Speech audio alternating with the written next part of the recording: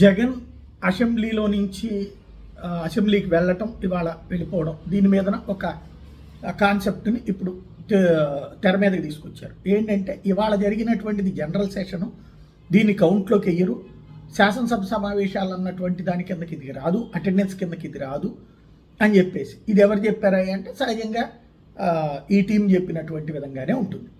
బేసిక్గా ఇవాళ అసెంబ్లీకి అటెండ్ అయిన వాళ్ళు, గవర్నర్ స్పీచ్కి అటెండ్ అయినటువంటి వాళ్ళు, వాళ్ళకి జీతం ఇస్తారా లేదా? అసెంబ్లీ నుంచి జీతం ఇచ్చినట్టంటే సెషన్ బిగిన్ అయినట్టే కదా. ఫస్ట్ రోజు సమావేశం ఉమ్మడి సమావేశం, రెండో రోజు నుంచి మిగతా సెషన్ జరుగుతుంది.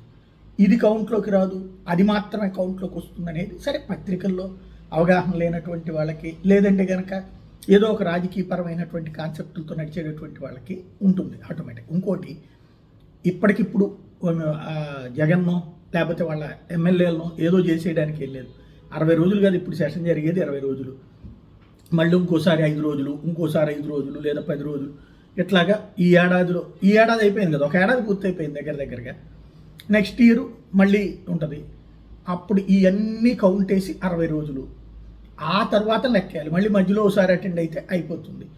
ముందు తీసేయాలంటే అనర్హత వెయిట్ వేసేయాలంటే ఇప్పుడైనా ఏదో ఒక కారణం చెప్పేసి అనర్హత వెయిట్ వేసేయచ్చు, తర్వాత కోర్టుకి వెళ్తారు, ఇదంతా నడుస్తుంది.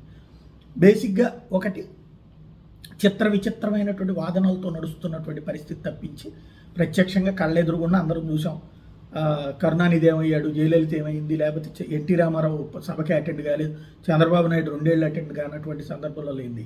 ఇప్పుడు ఏదో జరిగిపోతుందంటే ఏదో రఘురామకృష్ణరాజు రూల్స్ చెప్పారు కాబట్టి దాని ప్రకారం తీసి అవతల పడేసేయచ్చు, తీసేయచ్చు. రేపు పొద్దున మళ్ళీ మిగతా రోజుల్లో కూడా అదే జరుగుతుంది కదా. ఇంకోటి, అక్కడ తీసేసిన తర్వాత పులివెందుల్లో బై ఎలక్షన్ జరిగితే మళ్ళీ జగన్ కాకుండా మనం ఎంతవరకు తీసేయగలం? అనర్హత వెయిట్ వేసేయగలం. ఆ తర్వాత అక్కడ మళ్ళీ అతను పోటీ చేయకుండా అయితే కనుక మన చేతుల్లో ఏం లేదు కదా. అప్పుడేమవుతుంది? మళ్ళీ అతనే గెలిస్తే అప్పుడేమవుతుంది? అదే పెద్ద బ్రేక్ అవుతుంది. అంటే ఆ రోజు నుంచి మళ్ళీ రాజకీయం కథ మారుతుంది.